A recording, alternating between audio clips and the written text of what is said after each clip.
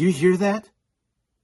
I hear the sound of sinister metal feet scraping across the floor as they march, endlessly, tirelessly. This is Screws and Studs, and welcome on into another action figure review.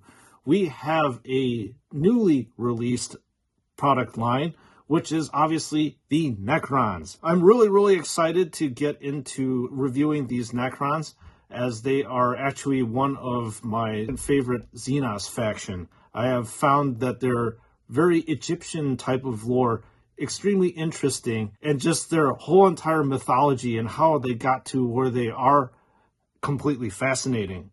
So anyways, today we're going to be taking a look at the Necron Overlord in very great detail. And with this review, we are going to be opening up the Necron block of reviews. So be prepared for tons of Necron content in the next couple weeks. So let's just get down to it. Opening Grim Death. Opening the plastic tomb.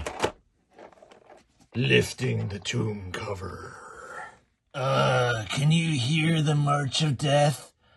The March of Death is always preceded by this guy, the Necron Overlord, who leads the vast armies of death. So anyways, let's take a look at this guy.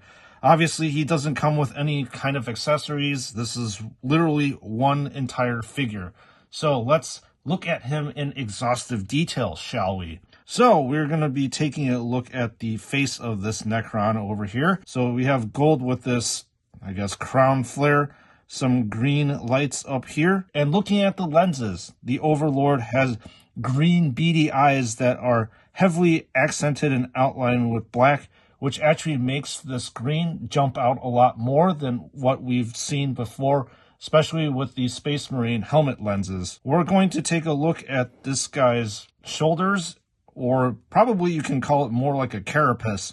And the carapace is of a dark gunmetal color, and you would find this color pretty much on most of your Space Marine bolt rifles. And the painting on this area is very clean, in that the shading is exactly where the shading is supposed to be. Look at this.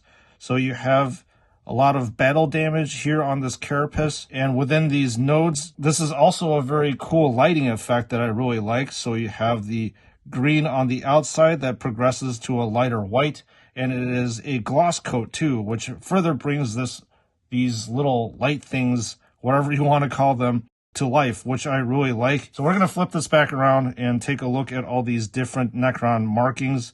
These guys obviously have a big lineage and influence with Egyptian culture. This area is chock full of Necron symbols. So you have a very prominently displayed Necron symbol in the middle right here. And then we're going to take a look at the arms, and you have a lot of different hoses that are attached to this arm.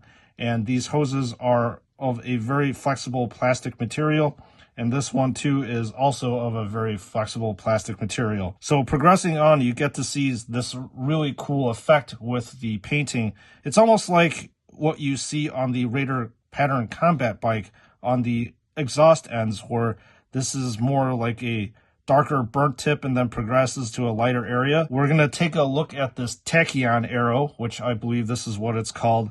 And you get to see this glow type of effect once again. And you can see these glowing effects bleed onto the metal parts of this arrow. The other arm is, again, very skeletal, and you can see the battle damage on these areas here. More pitting over on this side too. I think this hand is actually a little bit out of proportion, almost like they put a Space Marine hand on. And in fact, I do have a Space Marine hand right here, and it appears that it is about the same size. Okay, let's take a look at the middle of this chest area. You have these different, I don't know exactly what you call this, but different flares over here. We're gonna lift this up and take a look at the lower torso region, and you get to see more of its guts right here, which is an interesting looking green, and then more hoses that have been dry brushed. And then you have a spinal column right here, and take a look at the lower half of this Overlord. And there is an interesting loincloth or tabard that is completely different colored from the rest of the Necron. And then finally, you get to see more battle damage here, here, here, around the other side, and the more pitting, dings, and scrapes on here, which is very cool to see. All right, the only other thing to take a look at is this Hyperphase Glaive. It is attached to the body of this Necron, which I believe powers this Hyperphase Glaive, with more tubing here. This is a very large blade, and I really like how it looks. It's almost like it is painted exactly like how a energy weapon is supposed to be painted. So you get to see these light green spots over here, and then progresses to a darker green color up here too. So also like the different color options here. As I say, there's a bunch of contrast here. The shaft of the glaive is completely black, and then this contrasts to the green as well as the gunmetal silver that you find here. All right, so some of you may now be wondering exactly how much this thing articulates. Let's find out. So it looks like, as I'm trying to manipulate the head area over here, it doesn't seem like it wants to go anywhere, to be honest. You get some slight tilting motions up here, and that's really it. You don't get the 360-degree pivot that much with this action figure. So with the arms, you are going to be able to move this thing around 360 degrees. However, the issue is all these hoses are going to get in the way. But like I have shown you over here, it is able to do it, but it is restricted by the hoses. There is lateral motion. As you can see this joint, you can move this in, back and forth, up and down. The elbow joint only bends in about 90 degrees, unfortunately, so there's limited movement. It's being blocked by this on the back end and this area on the front end. And then you can have rotation here about this axis that's 360 degrees, but you're going to be wrapping around the cords, as you can see over here. So this tachyon arrow is completely fixed. You can't move it. It is attached to this side. So on this side, the movement is completely unrestricted, so you can whirl this around as much as you want, twirl this around. The wrist also can be twirled around 360 degrees. About the torso area, you can move this 360 degrees like I'm showing you right now. Well, you got to see live that this area fell off, so I'll need to glue this back on, which kind of sucks. And see, this part right here was originally glued on over here. So about this lower pelvic region, there is another ball and socket joint that you can pivot around 360 degrees like I'm showing you right here. And then because this side fell apart, I'm going to now rotate this thing around 360 as it also falls out of its ball and socket joint.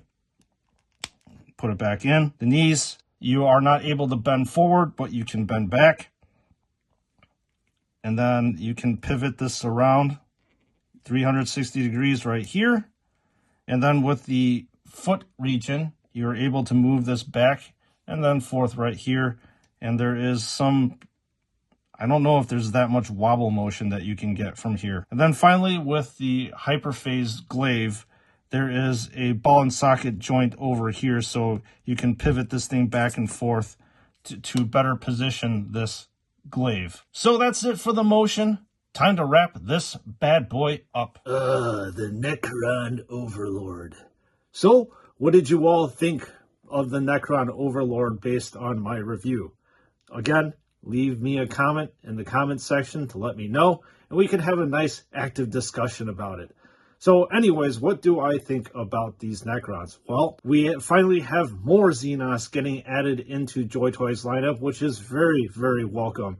Sometimes, you know, as much as I love Space Marines, it's nice to have a little bit of variety. So anyways, focusing back in on this Overlord, I think it's really cool. There are a lot of things that are so, I guess, Necron-y, whatever the heck you want to call it, that jumps out at me.